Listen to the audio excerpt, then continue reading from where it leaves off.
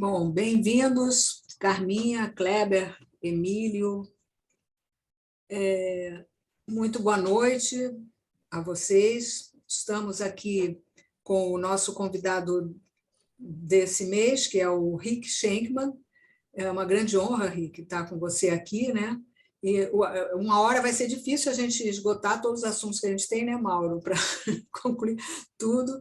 E então, em nome da Câmara Brasil-Israel, quero dar as boas-vindas a todos que aqui estão prestigiando esse evento, sempre relembrando que nós fazemos a gravação dessa entrevista completa, que vai amanhã para o YouTube, para o canal da Câmara no YouTube, e depois nós selecionamos 5 a 6 minutos dos melhores momentos, que também serão transmitidos pela comunidade na TV e ficam disponíveis no nosso site. Então, dito isso, vamos, sem mais delongas, começar, Rick, vamos conversar vamos primeiro apresentar o Rick, né, para quem não conhece. É difícil alguém não conhecer o Rick, né? Mas Rick ele está presidindo a Confederação das Câmaras Brasil-Israel, aqui, que está atualmente em processo de registro. Ele dirige a ARPIA, né, a ARPIA Capital, e ele tem uma enorme experiência nas relações Brasil-Israel. O Brasil é uma das... Não à toa que ele está presidindo a confederação, né, foi escolhido a dedo. E vamos, então, começar com as perguntas, não é isso? Bom, Rick, eu queria que você falasse um pouco, vamos começar com uma pergunta assim, qual o papel que você percebe do judaísmo nos seus valores, na sua cultura, na sua trajetória de vida? Bom, boa noite para todo mundo, primeiramente. Obrigado pelo convite, Henriette, Mauro. Fico lisonjeado de estar aqui com vocês hoje e estar no meio de tantos amigos, né, que a gente vai conhecendo ao longo dos anos e vai construindo nessa nossa jornada, né? Bom, a minha vida, eu cresci no ambiente judaico, eu acabei estudando em escolas mais ortodoxas em certos momentos, construí amizades dentro de todo o espectro da comunidade judaica, tanto brasileira, americana, quanto israelense, e isso eu carrego em todos os momentos da minha vida, né? Eu não consigo distinguir o judaísmo de quem eu sou ou quem eu sou do judaísmo. Tudo que eu faço, a maneira que a gente constrói os relacionamentos, o dia a dia de trabalho, na minha vida pessoal, realmente o judaísmo me acompanha com muito orgulho, e com isso eu consegui e consigo ir crescendo ao longo do tempo, né? Tanto na minha vida pessoal quanto na minha vida profissional. Muito bom. Maravilha, Rick. Esses valores judaicos estão incutindo, né, dentro de você. E aí a gente entra com uma pergunta logo de cara, que você falou de judaísmo, né? Como que você avalia essa relação ou a diferenciação entre judaísmo e Israel? Israel é um país da inovação, né? Um país que está muito na mídia, e, por outro lado, o judaísmo está dentro da gente, né? Muitas vezes, né? Culturalmente, religiosamente falando. Como é que se dá essa junção dos dois? A junção e a distinção também, né? Com certeza. Olha,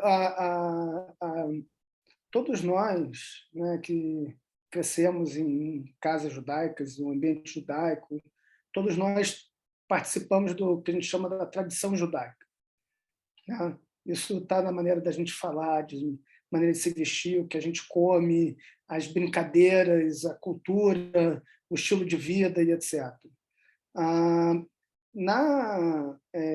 No relacionamento com Israel, eu não vejo nenhuma distinção entre o judaísmo e o que a gente vive hoje na diáspora, né, com o Estado de Israel. A nossa sobrevivência, nosso sucesso como cidadãos, como povo, como profissional, né?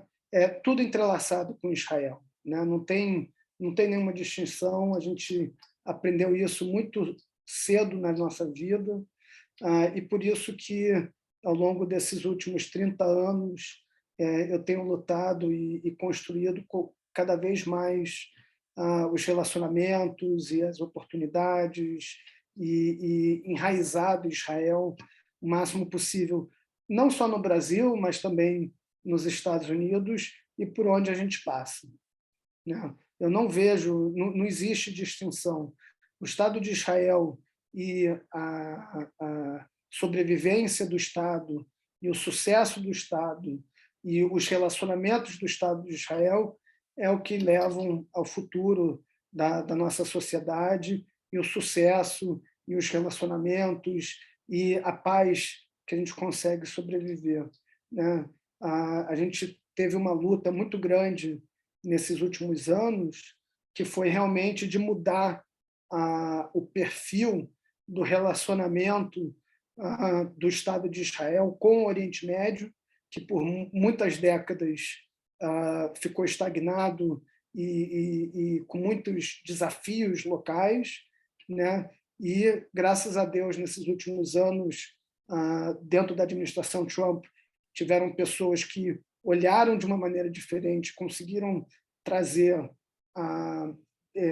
os árabes, Arábia Saudita, os Emirados, Marrocos, própria Egito, Jordânia, para próximo de Israel, mudar a figura. Então, a gente está vendo isso cada dia mais dos países árabes, e, ao mesmo tempo, para Israel expandir os relacionamentos com países como o Brasil, né? Que o Brasil é um país que sempre esteve presente na história de Israel desde o momento que foi fundado, e nos últimos 20 anos, mais ou menos, saiu um pouco do relacionamento proativo com o Estado de Israel, e a gente conseguiu trazer mais para próximo nesses últimos anos, e com muito êxito, né? Hoje, alguns dos acordos mais prominentes do Estado de Israel e do Estado brasileiro são acordos entre os dois estados.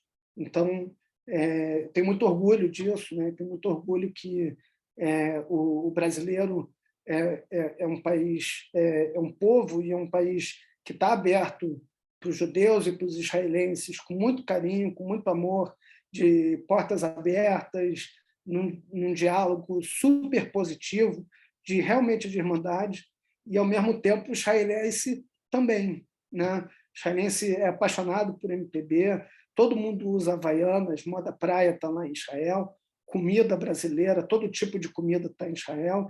Eles adoram sair do exército e ir para a América Latina, especialmente para o Brasil, para curtir a nossa cultura. Então, isso nos aproxima cada vez mais, e a gente consegue construir pontes entre as pessoas, né, para que tenham sucesso nesses elos dos dois países. E espero que isso seja por muitos e muitos tempos, né, muitos anos. Eu queria informar, eu não deveria ter falado já no início, que as perguntas, vocês que estão aí na plateia, são muito bem-vindas as perguntas. Podem colocar aqui no chat que a gente transmite aqui para o Rick, ok? Então, Rick, eu queria... queria destacar a presença do presidente da Câmara, né, do Cambicino. Cláudio, sim, Cláudio, bem-vindo. Cláudio teve um problema de entrar, parece que estava com o link errado, alguma coisa assim, né? Mas agora conseguiu entrar. Bom, então, até aproveitando a presença do Cláudio, eu queria, Rick, que você falasse um pouco sobre a Confederação das Câmaras Brasil-Israel, que nós criamos há alguns meses atrás, e como é que está o porquê disso, a trajetória e o que a gente pretende, né? Quais são, o que você está já antevendo de resultados positivos com a criação da Confederação? Bom, primeiro que é um movimento natural das câmaras. A gente tem hoje 9 câmaras estabelecidas no Brasil, diversos estados e com interesse, né, desse vínculo e relacionamento com Israel. Então, a junção, a união dessas câmaras, criando uma confederação, abre espaço para uma comunicação única com entes governamentais, uma comunicação única entre os estados, colaboração, né, de negócios e oportunidades entre os membros de cada uma das câmaras. Quando a gente chama palestrantes e empresas de Israel, que a gente possa dividir entre todos os estados e não só ficar focado num local só, como foi no passado. Então, a gente consegue realmente abrir o leque e, de novo, foi feito um trabalho nesses últimos 7 anos, 8 anos, que abrangiu quase todo o Brasil, quando vem de negócios Brasil-Israel, que eu tive a feliz oportunidade de participar. E, então, com certeza, as câmaras fortalecidas e juntas, unificadas, conseguem fazer muito mais do que cada uma independente, né?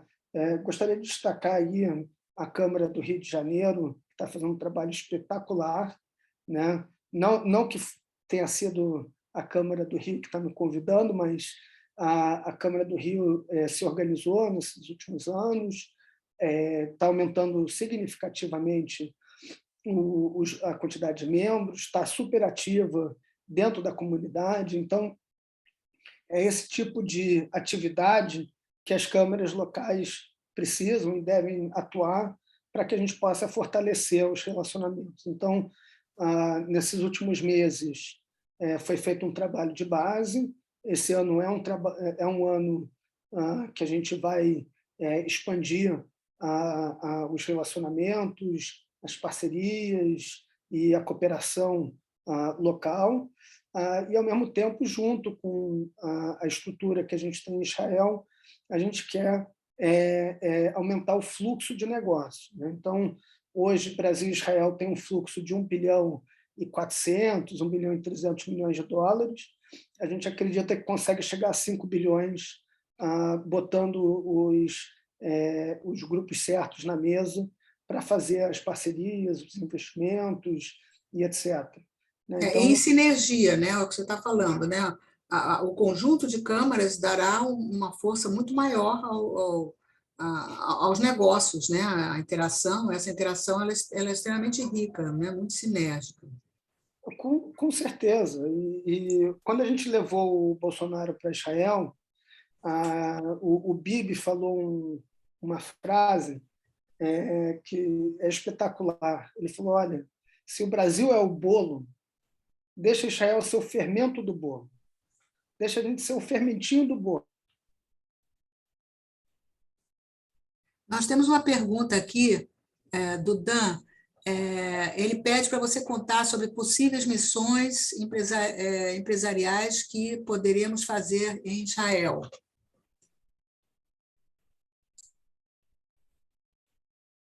Oi, acho que o Rick congelou ou eu congelei? Todas 100% abertas para os brasileiros, né? E cada vez mais né, construindo esse fluxo, né? Então, é muito bonito de ver e eu acho que vai ter um impacto muito interessante aí nesses próximos anos. Espero que a gente consiga chegar aos 5 bilhões. Aí eu vou ficar muito feliz. Henriette, eu acho que o Rick não ouviu a pergunta. Antes de entrar na pergunta do Dan, eu queria aproveitar só esse gancho que ele colocou agora. Você pode destacar, Rick, se possível, porque você está falando de relacionamento entre empresas, né, dos dois países, né, a sinergia que há entre eles. E o crescimento, evidentemente, que é consequência, né, dessa evolução, né, no conhecimento, na experiência, né, na troca riquíssima que isso propicia. Cita alguns tipos de movimentos que já foram realizados, se você puder, entre empresas israelenses que vieram aqui para o Brasil e brasileiros que foram para Israel, né, fazer essa sinergia. O que gerou disso? Né? Que tipo de inovação elas construíram em conjunto? se puder até citar uma ou outra empresa, né, de um lado ou de outro, que tenha avançado com essa sinergia, seria bacana também. Bom, então, recentemente, o último deal que foi anunciado, a BR Foods comprou uma participação na Aleph, que é uma empresa de proteínas alternativas, né? E tem a aspiração para ser uma das maiores do mundo dentro desse termo, né? Tem outras empresas, muitas outras empresas, Embraer, Natura, Suzano, JBS, a ArcelorMittal, Gerdau, que mais que eu posso botar aqui que teve com a gente em Israel, grande, poxa, tem Vale do Rio Doce, Petrobras, Pactual, Bradesco, Itaú. Você está falando em empresas que já fizeram negócios ou que estão em vias de fazer negócios? Todos eles já tiveram em Israel, já investiram em Israel, já montaram modelos de negócio baseado no que eles viram em Israel, já fizeram cooperação com empresas israelenses, já fizeram coprodução de tecnologias, já compraram equipe de Israel, tem de tudo, né? A gente de lado a lado, né? De lado a lado. De lá para cá e de cá para lá. Hoje no Brasil hoje já deve chegar a quase 400 empresas israelenses atuantes no Brasil. Algumas empresas, então, uma que eu gosto de citar muito, que também afeta todo mundo, eles desenvolveram uma tecnologia no exército israelense que eles precisavam analisar onde estava o tanque na linha inimiga, né? E aí eles fizeram uma tecnologia com GPS, etc., pegaram essa tecnologia, trouxeram para o mundo civil e construíram uma plataforma de comunidade, onde você tem o tracking dos carros real-time, junto com a informação do que está acontecendo no trânsito naquele momento, tá? Real-time.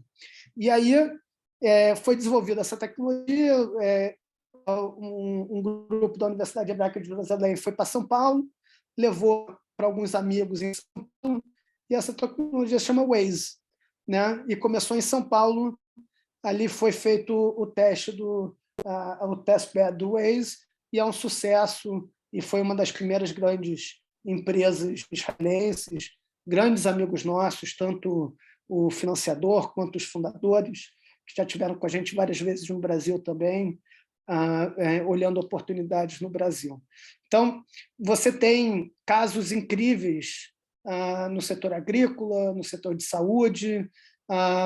Acabei de receber a notícia dos donos da Redditor que eles vão fazer uma cadeira para PhDs dentro do Instituto Weizmann de Inovação, que é um trabalho que a gente também começou alguns anos atrás, junto com a família.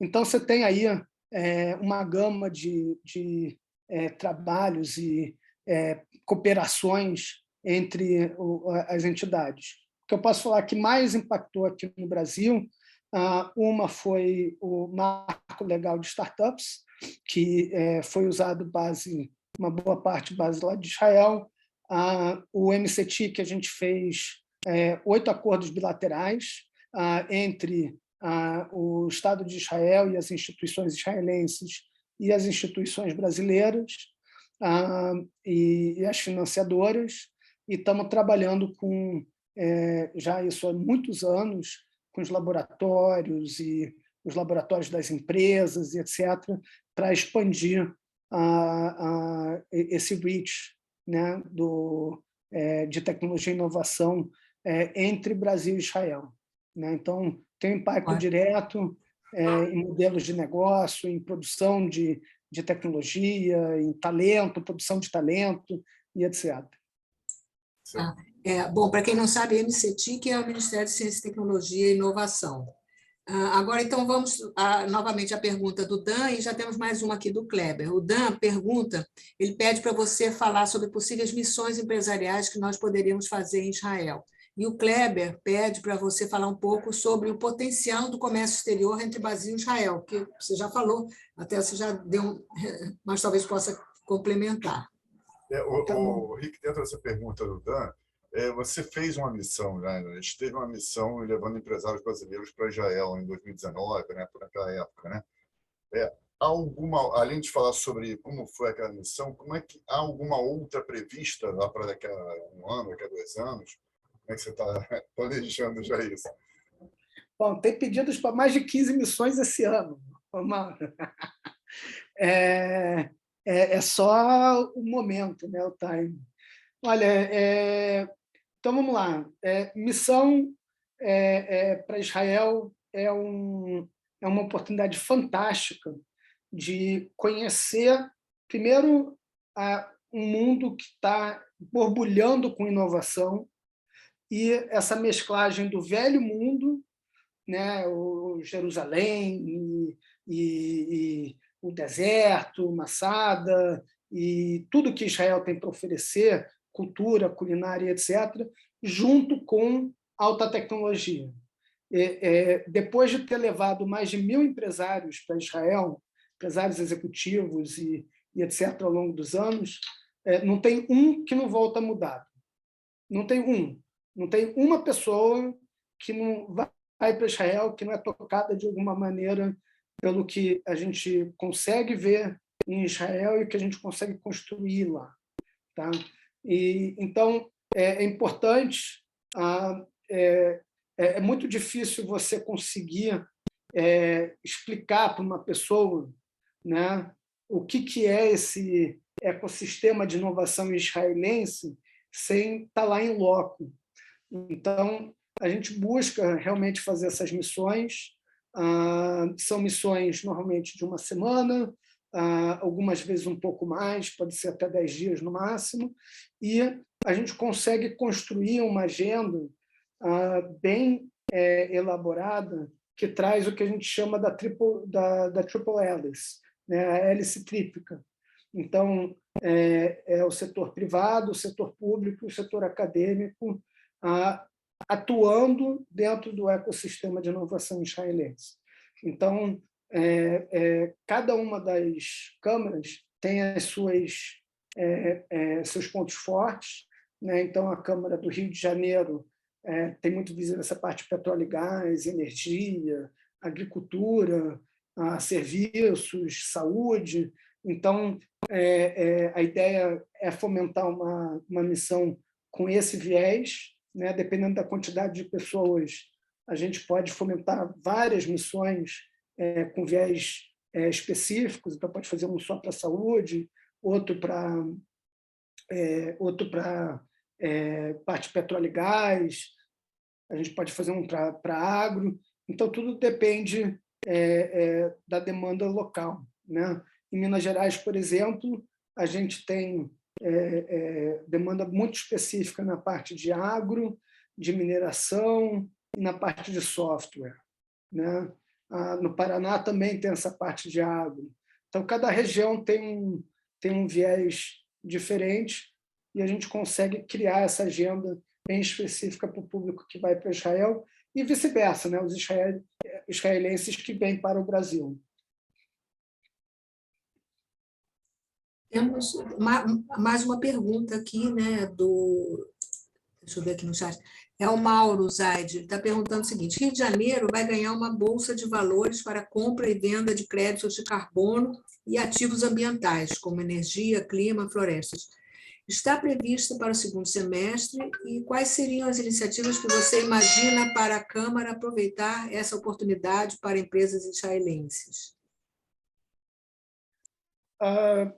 Bom, então, eu acho que Israel pode sempre aproveitar esse tema de ESG e de créditos de carbonos, trazendo tecnologias para o Brasil para a gente poder atuar dentro desse tema no Brasil, né? Então, desde correção de solo, captura de gás metano, a parte de reflorestamento, inteligência para a floresta e etc. Então, tem várias empresas que atuam dentro desse tema no Brasil, hoje, que são israelenses, e, com certeza, tem uma gama de empresas. A gente tem algo em torno de 800 startups com foco no setor agrícola, e o setor industrial de food são mais ou menos mais 600, 500, e uma boa parte dessas empresas podem atuar no Brasil, capturando valor dentro desse tema de ESG, e aí financiando dentro dessa bolsa tanto a pesquisa e desenvolvimento quanto a expansão da atuação dessas empresas no Brasil. Eu acho que é a melhor maneira das empresas israelenses capturarem valor. Rick, você está pensando, já faz algum tipo de movimento também com a iniciativa pública, com o poder público, governo, enfim, brasileiro, tanto brasileiro como israelense? Como é que é esse relacionamento da confederação com esses dois públicos? Olha, a gente atua muito próximo dos governos, tanto o governo brasileiro quanto o governo de Israel. A gente teve a oportunidade, ao longo dos anos, de ajudar o governo brasileiro a enxergar tecnologia e inovação, algo que o governo brasileiro não enxergava, e a gente teve a oportunidade de abrir também muitos acessos, muitas portas para que tenham esses acordos e para que eles possam trabalhar entre eles, né? Na parte do governo israelense, obviamente a gente trabalha muito próximo do governo israelense que está no Brasil, e a gente trabalha também junto com as entidades israelenses que estão em Israel, cooperando ao máximo para abrir os horizontes e ter certeza que as empresas brasileiras tenham sucesso em Israel, né? Então, é muito bom ver esse tipo de cooperação entre os governos, e à medida que a gente pode, a gente vai ajudando dentro desse tema. E, ao mesmo tempo, eles nos ajudam também, né? Então, à medida que os empresários brasileiros ou israelenses precisam do relacionamento com o setor público, eles estão de portas abertas, tanto o brasileiro quanto o israelense, para poder ajudar. A gente, em 2019, a gente fez duas coisas muito importantes dentro do movimento Brasil-Israel. Então, em abril, o presidente do Brasil, Bolsonaro, foi para Israel, foi a primeira viagem dele fora do Brasil, quando ele assumiu a presidência, e a gente conseguiu juntar empresários e o setor público para começar um diálogo naquele momento para aumentar o fluxo de negócios entre os países. No final de 2019, a gente teve a oportunidade de abrir o escritório da Apex em Jerusalém, onde a gente realmente botou uma bandeira nossa brasileira em Israel, trabalhando com os empresários brasileiros para a gente poder fazer exportação, para a gente poder fazer parcerias e etc. no Estado de Israel. Então, foram dois movimentos muito importantes naquele momento para o desenrolar, né, de muitos dos acordos e dos negócios que saíram nesses últimos anos entre os dois países, né?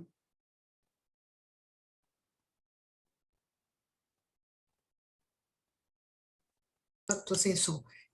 Rick, agora falando um pouco do aspecto empresarial. Você, Rick, empresário, você tem a Arpia, né? Então, poderia falar um pouco para nós sobre a sua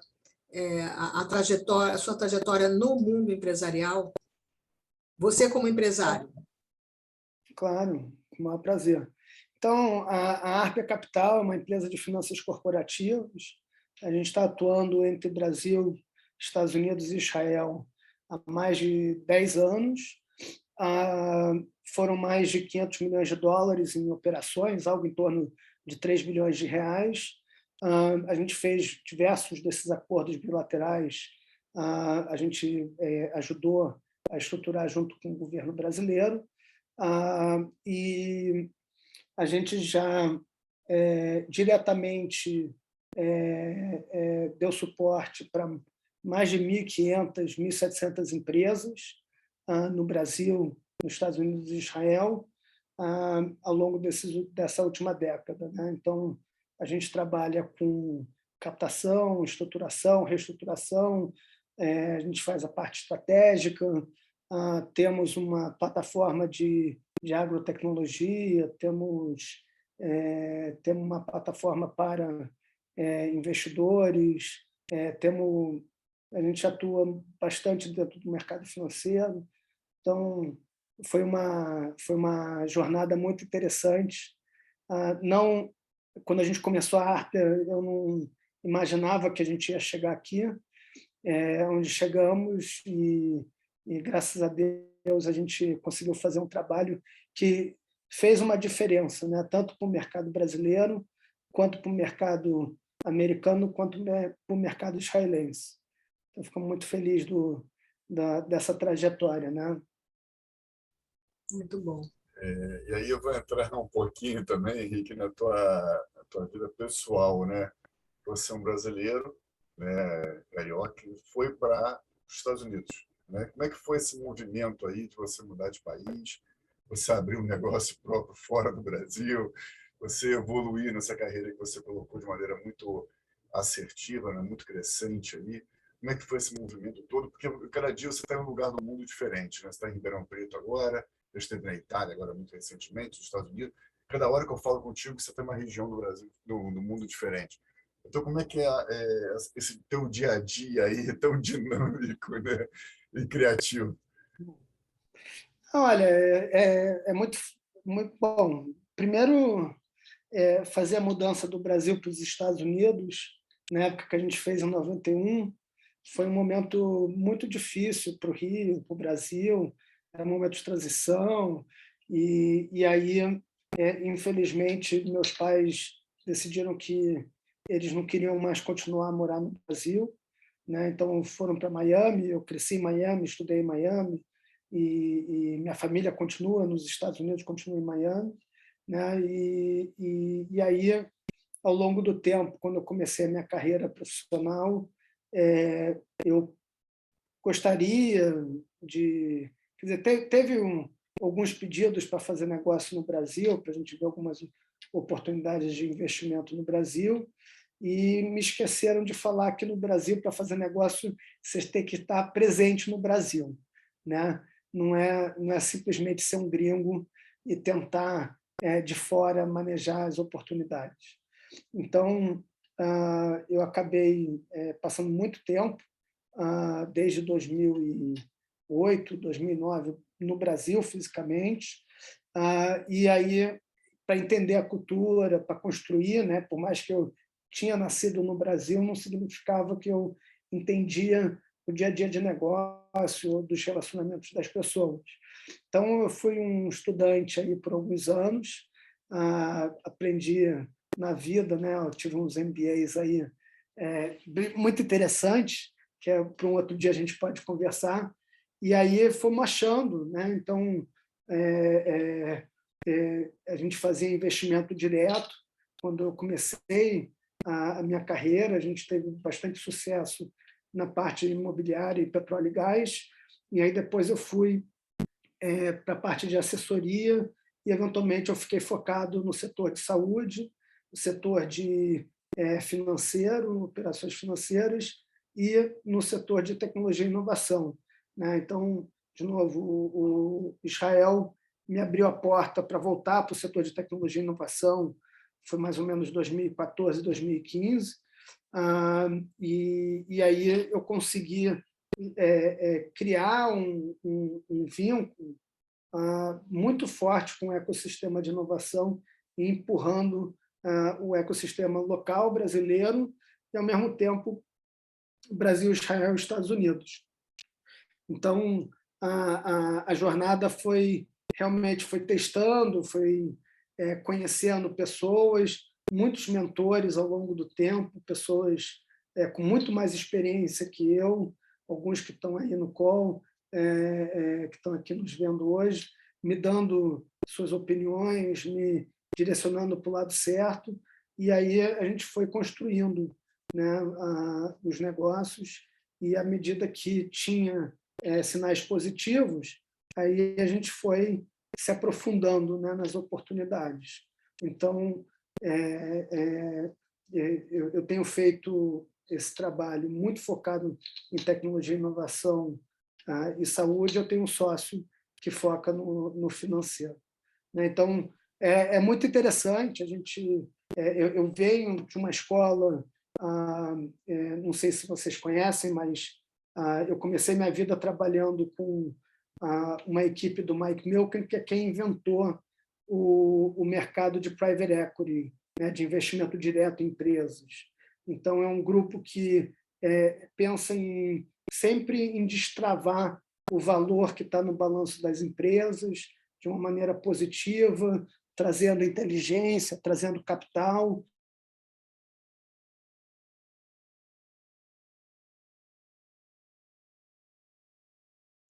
Acho que ele travou.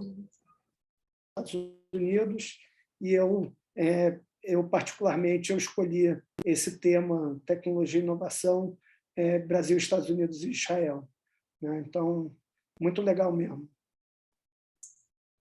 Como é que você tem visto, falando então em tecnologia e inovação, nós temos um mercado de startups muito pujante em Israel, é talvez o segundo ou terceiro do mundo, né?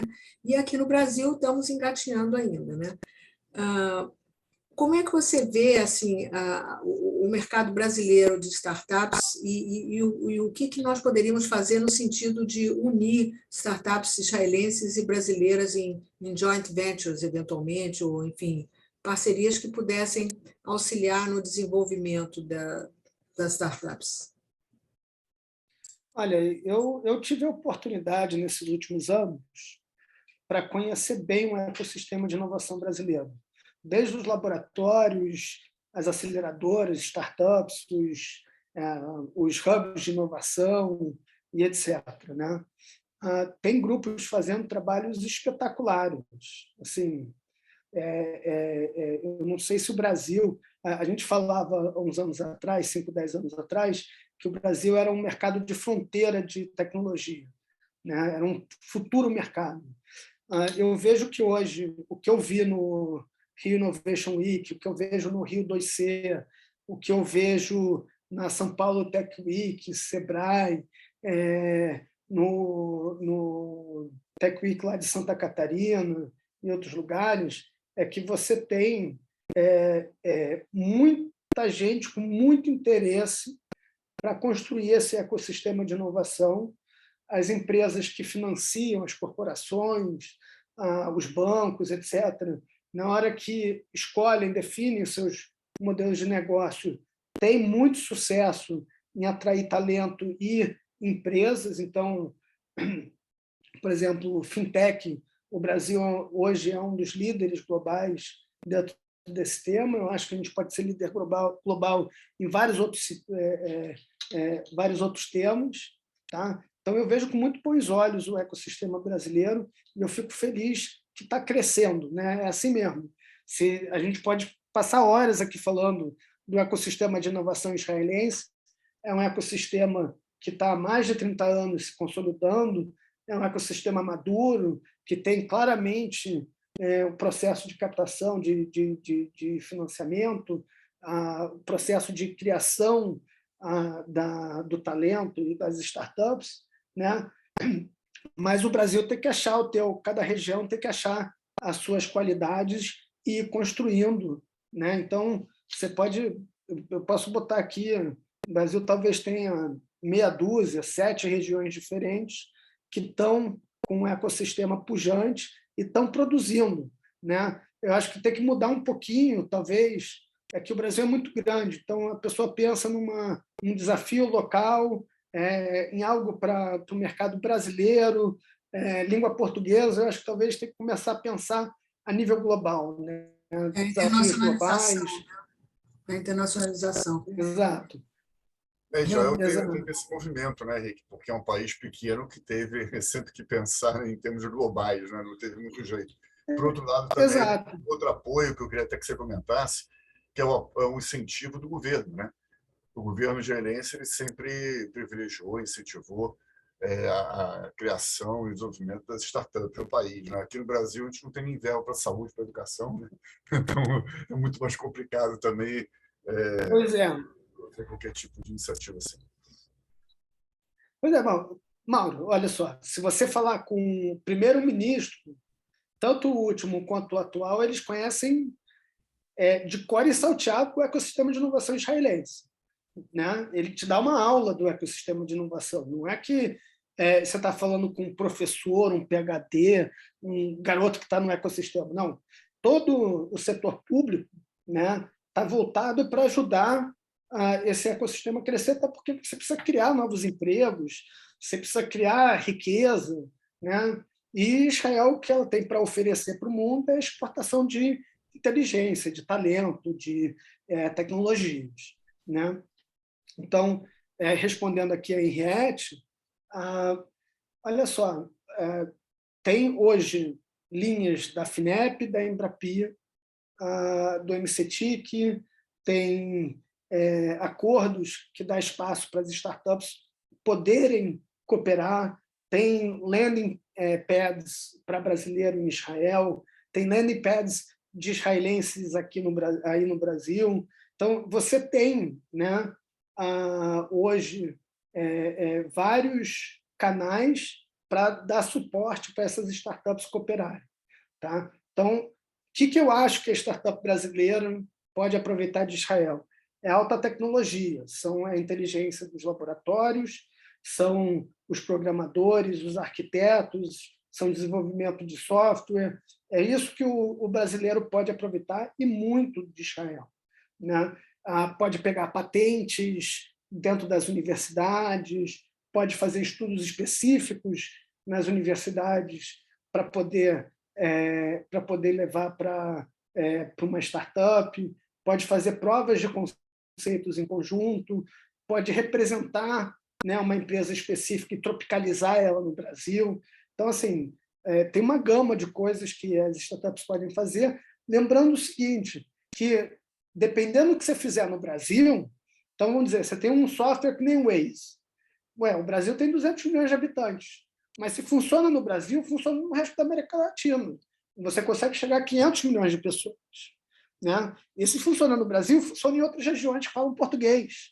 Né? Então, você pode aumentar ainda mais o teu reach. Então, para o israelense, o mercado brasileiro é um mercado importante e pode ser um mercado de cooperação que pode, de fato, definir se aquela empresa vai ou não ter sucesso a nível global. Né? E isso a gente tem no Brasil, e tem várias estruturas. Então, tem aceleradoras no Brasil, tem bancos, tem investidores, tem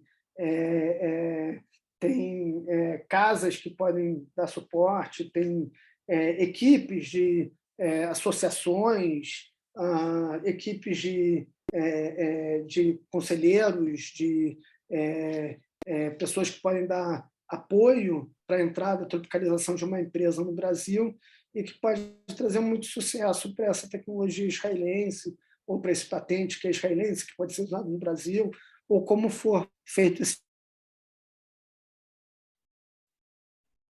E que não estamos conseguindo te ouvir. Eu acho que a sua conexão está com algum problema, não? Voltou agora. Voltou, tá. Pois é, mas então, inclusive, só complementando a questão de investimento anjo, né? A gente vê aqui no Brasil uma dificuldade imensa no nível governamental.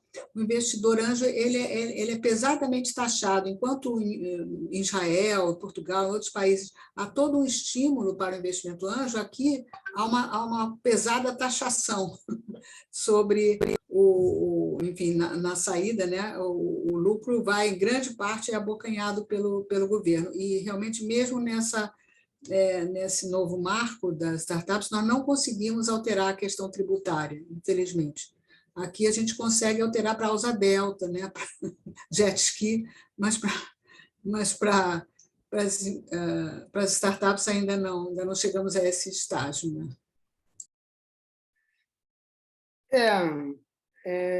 Essa é sempre uma dor no Brasil, né? O Brasil tem que ser muito mais amigável, né, para as startups, para os investidores, para as empresas em si, né?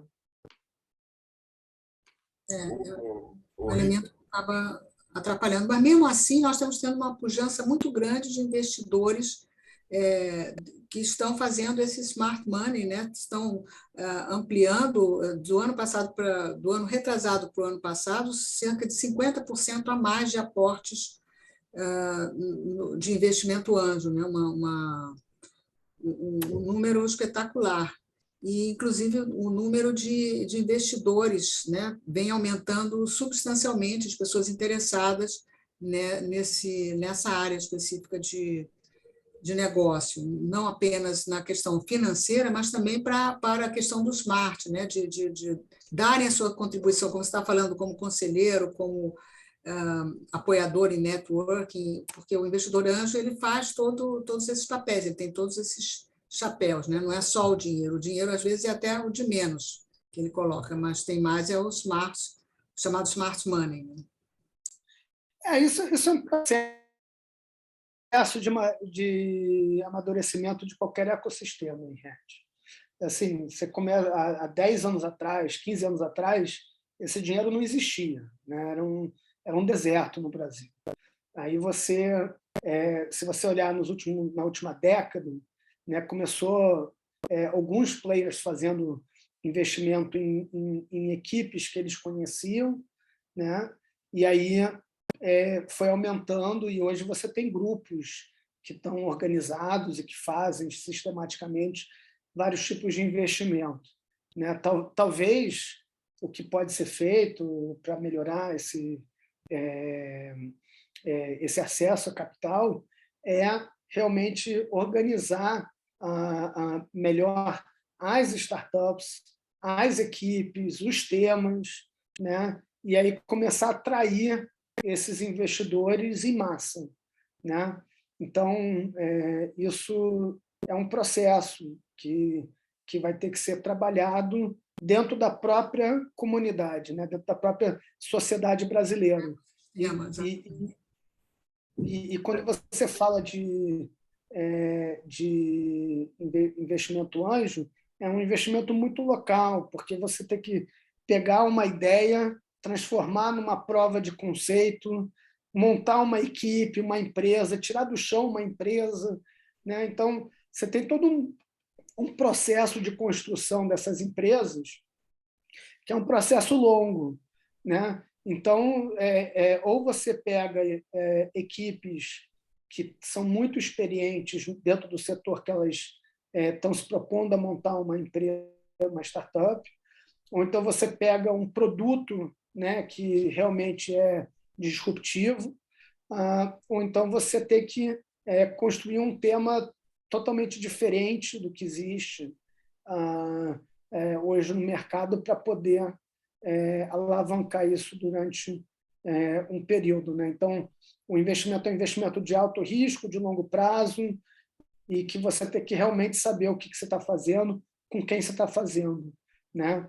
E Israel conseguiu construir um pouco disso, onde, através da Autoridade de Inovação, eles dão um cheque ali de 500 mil a $1 milhão para um perfil de talento para eles montarem a startup deles, a fundo perdido, né?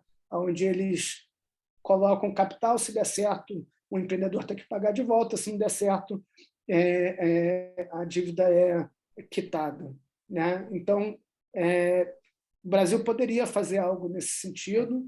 Portugal faz isso também. Estados Unidos também faz. de uma maneira diferente. O Brasil pode fazer algo nesse sentido, tem discussões, mas no final do dia o governo tem que liberar verba para poder chegar nesse estágio, né? Eu já falo muitos anos para eles que eu acho que o Brasil podia ter um cientista-chefe, uma figura que nem Israel tem para poder trabalhar dentro desse mercado de startups e de tecnologias disruptivas, tomando um outro tipo de risco, né, que normalmente não se toma, e entrando nos buracos onde o setor privado não entra, né? Então, o setor privado ele entra onde ele conhece o risco e onde ele consegue lidar com o risco, né? E tem outros momentos que ou é dinheiro dos amigos, da família, ou tem que ter algum tipo de grant, algum tipo de dinheiro disponível para poder levar aquela empresa para o próximo passo. Esse ponto é fundamental, né? Porque a gente lida no Brasil com um desemprego que atinge 14 milhões, né, de profissionais, né? E aí uma das vias mais viáveis é justamente o empreendedorismo, né? E quando a gente fala de empreendedorismo, talvez a startup, né, esse ecossistema seja uma alternativa também, que muitos deles encontram a luz no fim do túnel, né? Vamos juntar, vou pegar uma experiência, mas não tem aquele conhecimento para aquela startup ter sucesso, né? Apesar de ter já ter uma trajetória, né? Ou até mesmo não ter tanta experiência naquela área que está atuando. Então, o primeiro ponto importante é a educação, né? Educação para o empreendedorismo barra startup, né?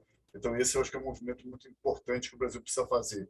E aí, dentro disso, eu te pergunto o seguinte, Henrique, um profissional que está desempregado, mas já tem uma bagagem histórica acumulada, né, em algum segmento, pode ser saúde, pode ser fintech, enfim, onde ele já atuou de alguma maneira. Que recomendações você daria para esse profissional? O que ele deveria fazer nesse momento? Um tipo de curso, alguma capacitação, algum tipo de intercâmbio? O que ele deve fazer para ele, pelo menos, amenizar o risco que ele tem na abertura ou na concretização, na evolução desse negócio dele? Bom, então vamos lá. Primeiro, eu acho que vale a pena analisar o perfil do empreendedor que dá certo, né? Então, posso jogar algumas teses aqui dos Estados Unidos e de Israel. Então, por exemplo, Israel, o empreendedor que dá certo não é um empreendedor único, normalmente é um grupo de 2 ou 3 pessoas que vão construir em conjunto uma startup. Segundo perfil é alguém do setor que tem experiência no setor ou que seja um estudioso, né, um professor, um PhD, alguém que já desenvolveu produtos dentro de uma empresa, né, que definiu um modelo de negócio ou uma oportunidade que ele vê claramente o buraco no mercado e ele vai plugar nesse buraco, né? Então, se pega um caso, por exemplo, da Salesforce da vida, é um caso desse, é uma equipe que tinha muita experiência no setor e sabia que se montasse algo, acreditava que se montasse algo estilo Salesforce que daria sucesso. Então, se você pegar as melhores investidas dos Estados Unidos, Airbnb, Salesforce, Lemonade, etc., são tudo empresas de empreendedores que saíram de uma outra empresa, né, de uma corporação, e escolheram um nicho específico. E, normalmente, esse empreendedor tem de 35 a 50 anos, 45 anos. Tá? Israel tem um modelo muito interessante lá no Ternion, que ele, para fazer um MBA, ele primeiro tem que fazer a escola de engenharia do Ternion. Então, ele faz um undergraduate em engenharia, ou seja, ele vira um engenheiro de produção civil, sei lá, alguma coisa que ele consiga fazer o trabalho braçal, e depois ele vira uma pessoa de administração, né, de desenvolvimento de negócio. Então, eu recomendo muito isso, de novo, historicamente, eu recomendo fazer algum tipo de MBA, né? E você pode escolher, tem MBAs maravilhosos no Brasil, como tem MBAs maravilhosos fora do Brasil, e aí, dependendo do tema que você quer fazer, você pode ir para escolas específicas. Tá? E aí, dentro do MBA, você vai aprender casos, né, de estudo, ou se você não quiser fazer um MBA, você pode fazer um curso curto de 3, 4 meses, o que for, dentro do tema que você está focado, e para aprender casos de empresas que tiveram sucesso. E muitas vezes o empreendedor vai ver que, no momento que ele olha para esses casos, né, aquela tese que ele tinha bate ou na trave e precisa ajustar, ou então ele não está enxergando alguma coisa que ele precisava enxergar, que ele consegue incorporar dentro do modelo de negócio dele, ou então ele até transforma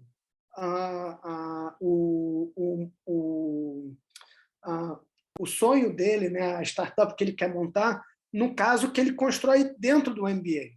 Né? Então, um exemplo desse é o Warburg Parker, outro exemplo é FedEx, né? Que eles construíram esses casos dentro do MBA, e é um baita caso de sucesso que as universidades ajudaram nessa construção. Então, tem maneiras, né, de você conseguir se capacitar, e você também, uma outra coisa que a INSPER fez agora, ele montou uma escola de engenharia dentro da escola de administração dele para formar engenheiros com capacidade de administração, né?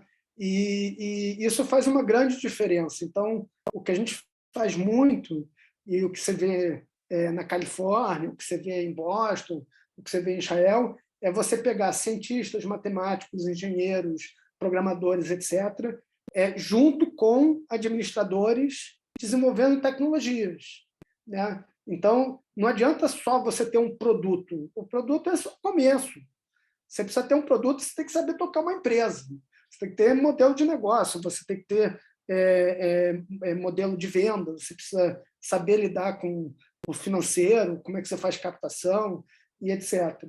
Então, eu acho que ajuda muito o empreendedor ou grupos de empreendedores pensar em criar grupos de trabalho e com competências diferentes, com inteligência, cada um trazendo as suas bagagens e, ao mesmo tempo, ter um produto sólido. Né? Então, pode ser uma patente, pode ser um equipamento, pode ser um software, tem que ter alguma coisa, não adianta só ser, olha, eu vou fazer mais uma empresa, que já tem outras 20 empresas no Brasil que fazem igual. Não interessa. Tem que entendeu? ter um elemento de inovação, não há dúvida que você tem que inovar em alguma coisa, né? E é muito importante esse ponto que você colocou, porque se você tem só uma ideia, você pode ser mais brilhante possível, vai ser o professor Pardal, né? Você não vai funcionar como empresa. Você tem que ter o lado de gestão, o produto ou serviço, junto com a capacidade de gestão, a máquina de vendas, tudo isso.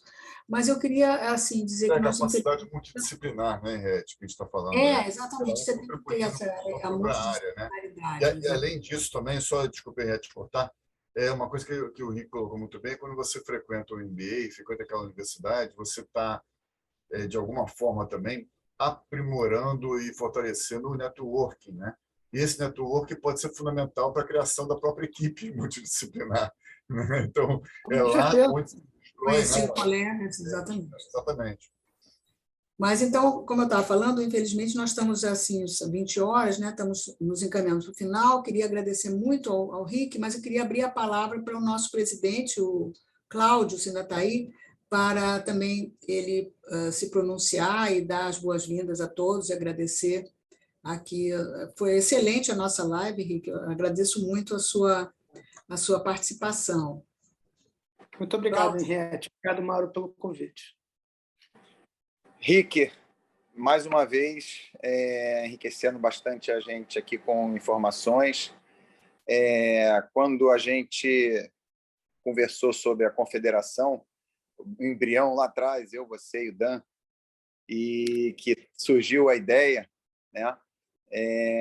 Eu logo vi a bagagem tua, a tua experiência, que a pessoa indicada para essa função realmente é você, e você tem muito a passar. A gente aqui na Câmara tem muita vontade de fazer negócios. Eu aqui, pelo menos, a minha visão particular, eu a todo tempo tentando e trazendo, apresentando produtos de Israel, tentando levar daqui para lá. A hora que um der certo, que vai dar, porque o lema sempre é insistência, insistência, e daqui a pouco vai acontecer, e de repente acontecem vários de uma vez só, né? Então, essa situação, a bagagem, o know-how que você tem, vai ser muito utilizado, e as outras pessoas também que estão com a gente na Câmara vão sentir essa mesma necessidade, e a gente vai ter que ter o apoio e dar o apoio também para todos os associados nossos, né? Então, acho que vai ser fundamental, vai ser muito importante, e eu agradeço você por estar aqui no Orgulho Empresarial. Você realmente é um orgulho, e a gente tem muito a somar e desenvolver. O trabalho está no embrião, né? Como a gente falou, está começando. Então, Está começando. Vamos levar isso aí para frente, se Deus quiser. Tá? Obrigadão, Rick. Cláudio, muito obrigado. Bom, Rick, para as suas palavras finais, e o Mauro também. Antes de passar para o Rick, para ele finalizar, eu só agradecer a presença de todos também, do Rick particularmente, né, que foi uma presença muito especial, e também destacar que o Rick, vocês perceberam claramente isso, ele é extremamente atualizado, né?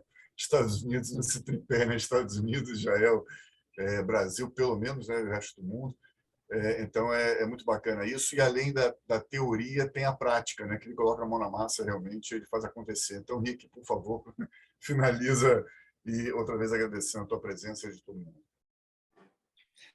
Então, primeiro quero agradecer a vocês pela oportunidade mais uma vez.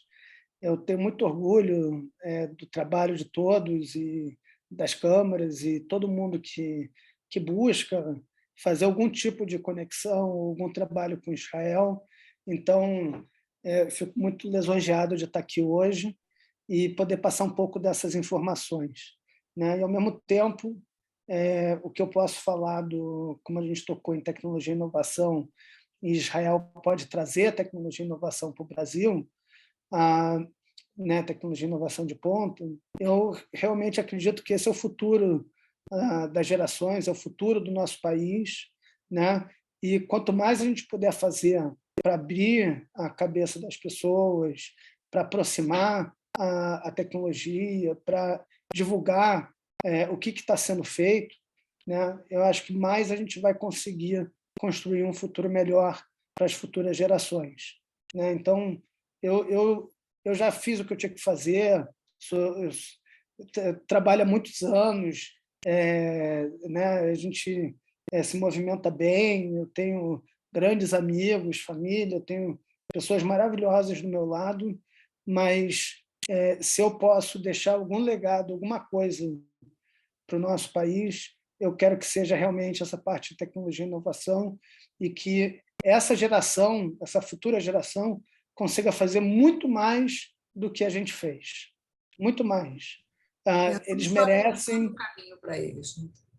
Exato, eles merecem, e esse é o caminho para eles construírem suas famílias, sua riqueza, construírem os legados deles, né? E não tem limite, não tem barreiras, não tem nada. É realmente arregaçar a manga e construir que tanto a geração anterior vem junto, o dinheiro chega, as oportunidades chegam, e está todo mundo interessado que tenha mais e mais tecnologia aqui na região.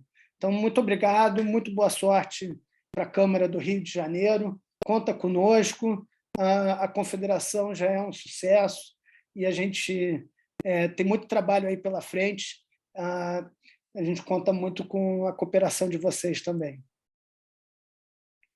Então, muito obrigada.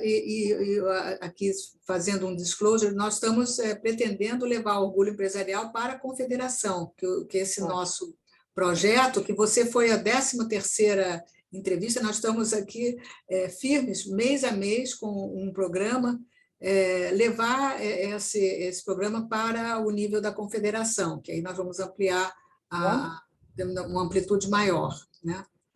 Então, Tá gente, bom, vamos pegar pessoal do Brasil inteiro. isso, exatamente. Vamos lá, né? Henriette, nós temos aqui o presidente lá de Minas, está aqui no grupo também, está participando. Eu estou vendo aqui assim a lista, não sei se ele sabe. O PH estava aí, eu estava. Estava o Paulo, o Paulo que eu estava vendo. Paulo, o Gabriel também entrou. Gabriel entrou e saiu. Eu acho que divulgar e o pessoal fazer essa divulgação dentro das próprias câmaras, porque esse foi o nosso principal objetivo, essa interação, e para ampliar todos os participantes, as novidades e as boas ações que estão sendo feitas boas práticas que estão sendo feitas em cada região, e tem para isso, divulgado. Todos da Federação.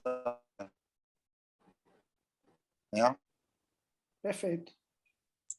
Perfeito. Então tá, gente, vamos lá.